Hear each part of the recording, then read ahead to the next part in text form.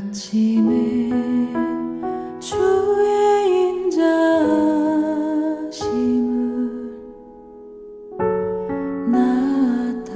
나타내시며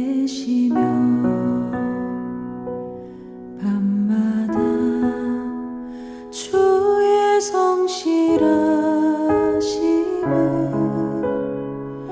베품이 좋으나이다.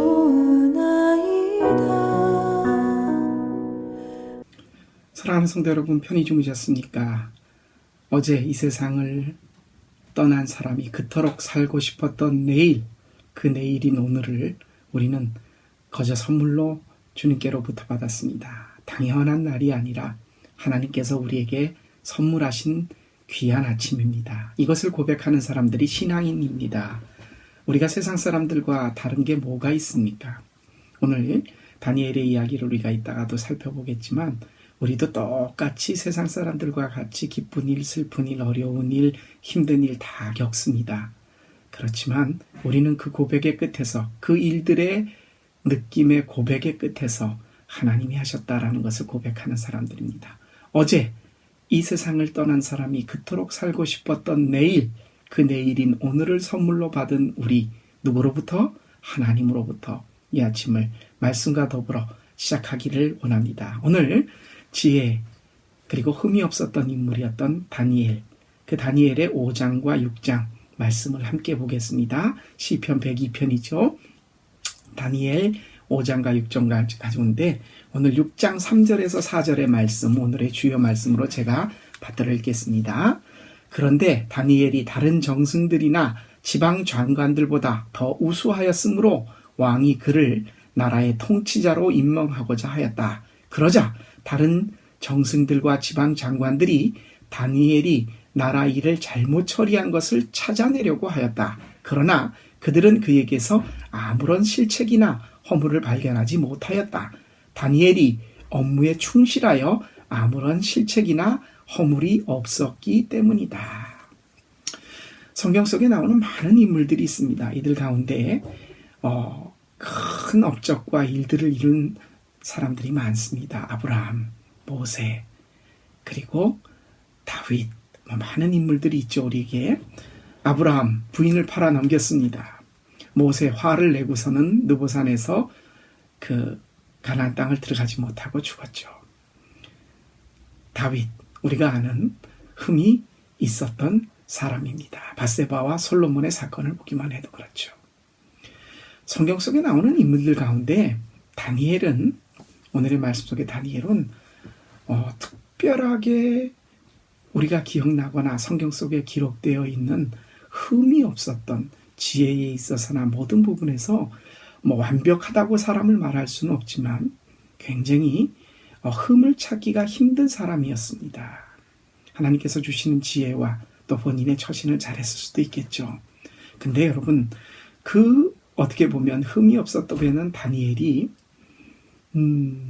임금 3명을 포로로 끌려가서 임금 3명, 느부갓네살, 벨사살, 다리우스까지 왕조가 바뀌면서까지 3명의 임금을 모시면서 많은 일들을 겪습니다. 제일 처음에는 풀무불 속에 세 친구들과 함께 들어갈 뻔했죠. 손가락에 쓴 메네 데겔 우바르신, 이거 해석 못했으면 죽었을 수도 있습니다. 또 다르면 금신상에 절하지 않고 그 왕의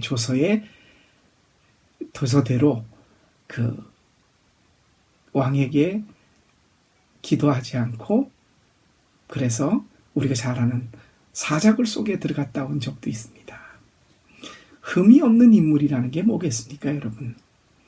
윤리적으로 완벽하고 도덕적으로 할 점이 없고 지혜롭게 모든 일들을 잘 처신하는 것이 흠이 없는 인물입니까? 그렇게 따지면 성경 속의 많은 인물들은 흠투성입니다.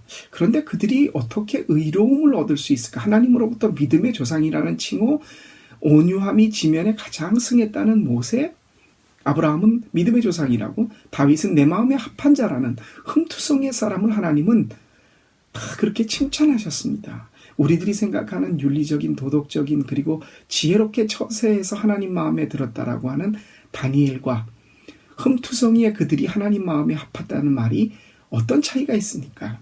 하나님이 보시기에 인간의 윤리적인 도덕적인 행위로서의 완벽함은 덧진개찐입니다. 그렇다면 다니엘도 똑같이 하나님 마음에 합하고 하나님 보시기에 흠이 없을 정도로 완벽하고 지혜롭게 처신하고 포로로 끌려가서 3명의 임금을 섬길 정도라고 하면은 참 정말 대단한 거 아닙니까? 그런데도 그는 엄청난 어려움, 사자굴 속에 들어갈 뻔, 풀물불에 타 죽을 뻔, 남들로부터 많은 시기를 받았고, 뭡니까 여러분? 믿음의 사람들이 하나님 앞에서 흠없다 완전하다는 것은 우리들의 행위에 있어서 도덕적인 부분이 아닙니다.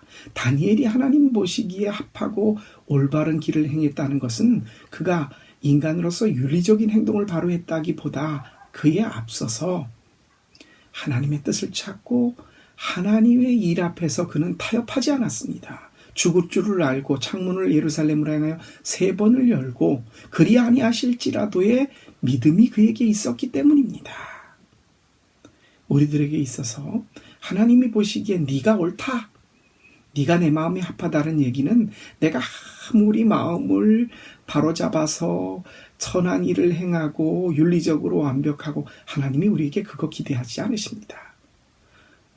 물론 우리가 그렇다고 해서 그거 기대하지 않으니까 마음대로 해나 그런 의미가 아닙니다. 그런 것을 악용한다는 의미가 아니라 하나님의 뜻을 찾는 사람은 하나님의 일을 먼저 생각하는 사람은 이 일이 나에게 손해가 될 걸로 알고 이것이 죽음을 가져올 수 있음을 알고도 하나님의 뜻이기에 받든다고 하는 사람은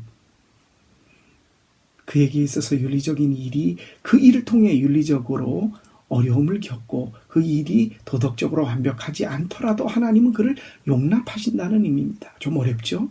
그러나 여러분 어려울 게 하나도 없습니다. 우리가 판단하기에 저 사람 법 없이도 살 사람이야. 그게 하나님 앞에서 옳다는 의미가 아닙니다. 하나님이 판단하시기에 우리의 인간의 윤리적인 거 다 거기서 거기입니다. 뭡니까? 예수님이 내 마음에 1등하시고 하나님이 제일 먼저 떠오르고 나보다 하나님이 앞서서 하나님의 생각을 내 마음속에 갖는 것을 하나님은 제일 우선순위로 친다는 것입니다.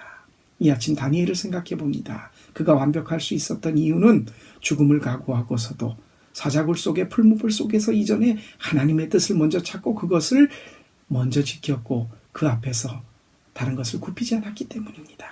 저와 여러분이 오늘의 삶 속에서 하나님을 먼저 찾고 예수님이 우리 마음속에 1등하는 다니엘과 같은 하나님이 보시기에 합한 오늘 하루 되게 해달라고 이 시간 잠시 기도하고 오늘 하루를 주님 안에서 시작하겠습니다. 기도 드리겠습니다.